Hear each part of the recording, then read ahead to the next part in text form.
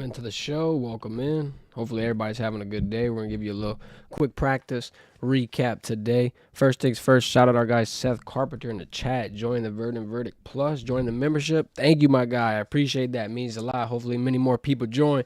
We're going to be getting some exclusive members only content for you on there starting up soon. But LSU practice, we got to go inside. We got to take some notes. We got our handy dandy notepad right alongside of us. But no practice highlights today. We will have some tomorrow, though. So mark your calendars down, hit the subscribe button, hit the notification bell. We will be live with practice highlights tomorrow. Full pads, too. Pads go on. People get hit.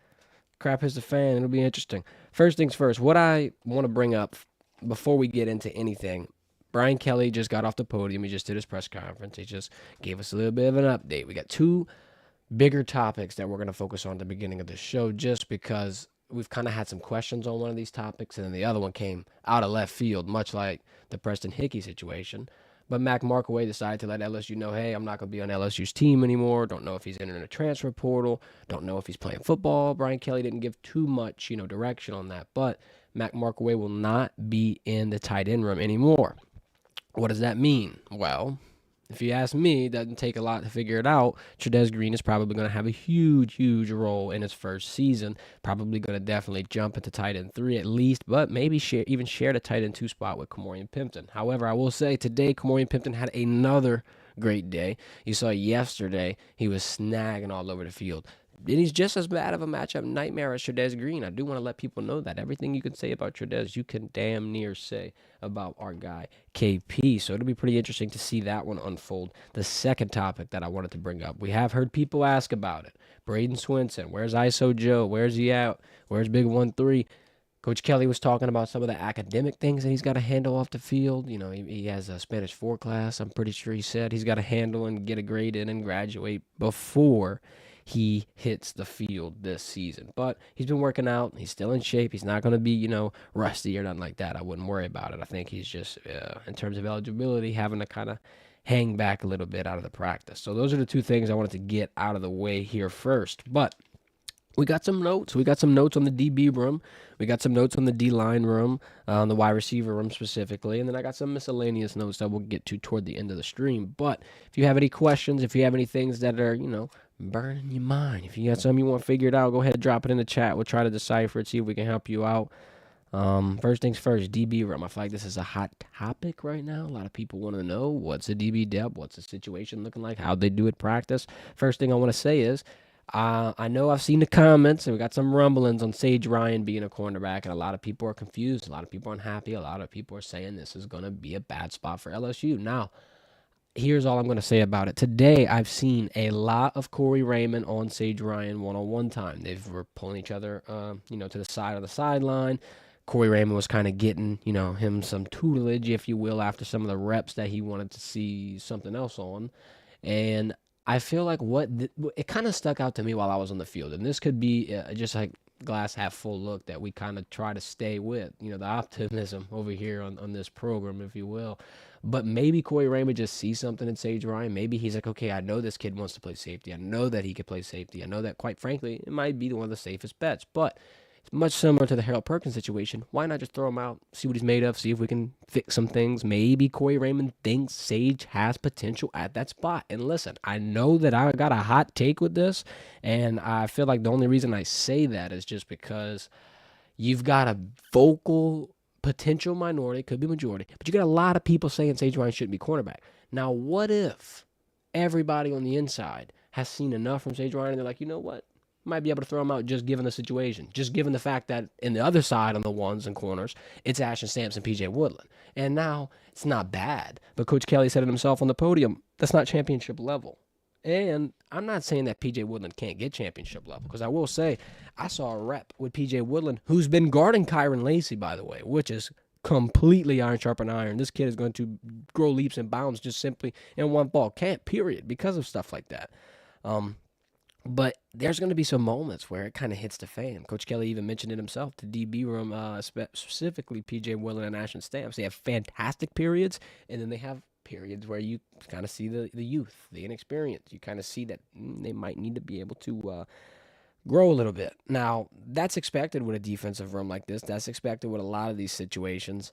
And I feel like I wouldn't hit the panic button yet. I mean, we still got a couple of things that could be tuned and figured out before we play USC. One of the biggest ones is going to be how healthy is Zy Alexander. I've been seeing him hang around in the threes and the twos. He's playing kind of off to the side, which is just interesting. They're not putting him in the full speed, highly competitive ones. And it's not because he's lost his job. I feel like he did a fantastic job last season. If you really ask me, I feel like he can only grow and get better. And in this spot, when you're going to put someone like Ashton Stamps or potentially Sage Ryan out there, it'd be worth a shot to throw Zy. So I wonder how his health is going to play into this. Plus, if Toviano can get reinstated as we just saw and not miss a beat, not get suspended, not lose any potential playing time, that's another name I'd be interested to see get thrown into this DB rotation. I guess what I'm getting at here is, yeah, we see Sage at cornerback right now, but we might not have to see it later, and I don't think it would necessarily be bad. I feel like I know that it's, like I said, hot take, hot take, hot take. I might be in flames right now.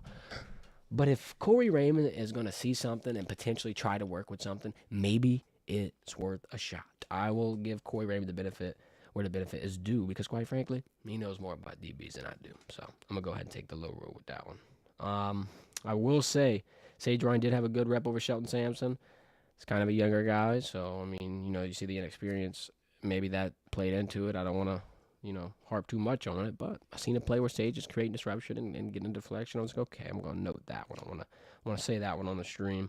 But like we said, PJ Woodland going against Kyron Lacey, I really like it. I think that that's going to be something to keep notes on. I mean, if they're throwing him in that situation, he's definitely seeing the field. They're putting him against their best wide receiver. Going to have to make something shake. Let's move on to the defensive line real quick, and then I'll get to the comments. Sean Washington and Dylan Carpenter are two names that we're going to have to circle as well. I know yesterday we did, JVR Suggs. Of course, Tank is going to get in there and get mean. But I think Sean Washington, Dylan Carpenter are two guys you're really going to be able to see. Maybe a Paris Sham, maybe someone like that. But I think, Sean Washington showed me a lot today. He's physical. Wait, pause. Let me not forget this one name, too, because I see this one at the bottom here. There is another freshman that's going to see time on this defensive side. There's a freshman that's coming in, really not missing a beat. He looks like a damn professional already. Dominic McKinley, putting pressure on people. Did he get his, at some points? Yeah. Garrett Dellinger hit him with a chop at one point, and I'm pretty sure he took him down. But Dominic McKinley is going to be a huge threat. And G Sports, I'm giving you your credit where credit's due, man. G Sports, Mr. Nostradamus, did it again. He predicted something crazy, but I feel like it wasn't really that crazy. He's a big guy, and he's able to get in and out. But shout out Jeremiah Gray for getting that one, hitting the nail right on the head with that. That dude is really looking fierce. Another guy that I had to note for the defensive line room, more so the edge, I'm going to call him that, Deshaun Womack, leading the way, quite frankly. I think that the biggest performance I saw today on any side of the ball, defense, offense, even in the position group, it's Deshaun Womack.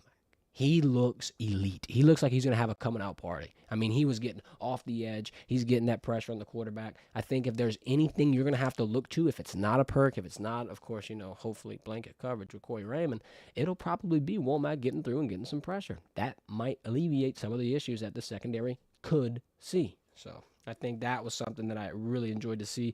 Plus, we're talking about edges. Let's bring Savion Jones into the mix. He went head to head with Emory Jones, kept it solid, kept it competitive. That's another one of those situations where you just love to see the best players going up against each other in fall camp because it makes you feel like if you've got a situation where your defensive line needs to catch up to speed, why not put them against the number one offensive line in college football? Who's better? Find me an offensive line better. And if they are better, LSU ain't out the top three. I'm sorry. You can't convince me that. You're not going to be able to do it. Yeah, defensive line, I like it. I think it's getting, it's getting up there. It's getting up there. But we'll figure it out. Our guy Blanche donating the 5-piece. Oh, my God, Blanche. Thank you, my guy. Much love. He's saying, who are the second string corners right now? How do they look? So I would say your second string is going to be leaded off by J.K. Johnson. He's kind of been, getting thrown out into that mix. And it would have to probably be P.J. Woodland, just simply because you've got Sage on the other side right now in the ones, and Ashton Stamps is your CB1 without a shadow of a doubt. So I would probably say, yeah, it's P.J. and J.K. Like I said, though, I really want to keep tabs on a guy like Toviano. I really want to keep tabs on a guy like Zy Alexander. Those two roles, those two, implementations into the scheme, It could change. If Zai's really healthy, I'm sure they're going to want to throw him in there. If he's not, he's probably going to get kind of pulled back a little bit. He's probably going to get kind of, relaxed. We don't want to rush it. They got a long season ahead, especially when the first 5 weeks might be easy. Toughest game you got through 5 is number 1 in USC. Get through that, and I think you're going to be in good hands. Blanche, thank you, my guy. I really appreciate that, man. It means a lot. And I'm going to read you other comment here talking about pimp passing and freshman talent going to be hard to keep off the field. Of course, bro. I mean, we just mentioned Dominic McKinley. We mentioned P.J. Woodland. Now you're going to throw Trudez Green in there. They got some other pieces that we're probably missing. But recruiting is booming right now. And I kind of mentioned this earlier to somebody, how Brian Kelly, sure, you hear Will Campbell say on the soundbite yesterday in media availabilities, 10 wins get you fired. It's true. Damn defensive staff got cleared out. You saw Coach Steeples quote tweet it and kind of was like, facts, for a guy experienced it. But in Brian Kelly's instance, I don't think he's sweating. You're recruiting like that. You're bringing in a class like this. You got to see it through. You just had such a good recruiting class that a lot of these kids are going to hit the ground running and starting and probably having a huge role into a team that could play in the college football playoffs. With that being said, let's see what a Bryce Underwood, Harlan Berry, people of that nature bring to the table next year.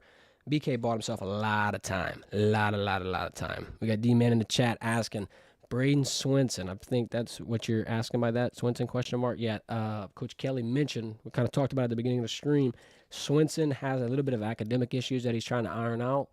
He's got to get a class passed. I believe it's Spanish 4.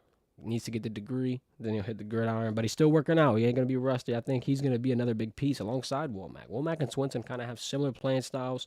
But like I said, Deshaun Womack has been going insane in practice. It's going to be exciting to see. Wide receivers, first things first. We got to give our flowers to Kyron Lacy one more time because he's looking that damn good. You see Malik Neighbors leave. You see Brian Thomas leave. And everyone's like, can't have more. It's got to be done. Can't keep going. But they're wide receiver you for a reason. And here we go out the woodworks. Boom, Kyron Lacy. Boom, Chris Hilton. Boom, C.J. Daniels. Those 3 guys, that's a 3-headed monster in and of itself. Not to mention, let me also say this. Caleb Jackson was getting in, and he was getting dirty. Caleb Jackson was getting in. He was playing often, and I think that dude is going to see the field and also add to the damn mix that Joe Sloan's able to throw out there. There's so many different facets to this game, whether it be the tight end room, wide receiver room, offensive line is going to help him out. If Nuss can do what we expect him to do, what I feel like he's capable of doing, what he showed us he could do in the SEC title game and the bowl game against Wisconsin, boy, oh boy, I don't think this offense misses a beat at all. Coach Kelly was talking about the wide receiver depth, the wide receiver chart, who they're expecting, kind of just, what to see going forward, at least in terms of who's wide receiver 1, 2, and 3. Of course, it's those guys we just mentioned, Kyron, Chris, CJ. But he did say the other guys, the other depth, himself, Coach Sloan, Coach Hankton, they're going to kind of sit down, hash it out.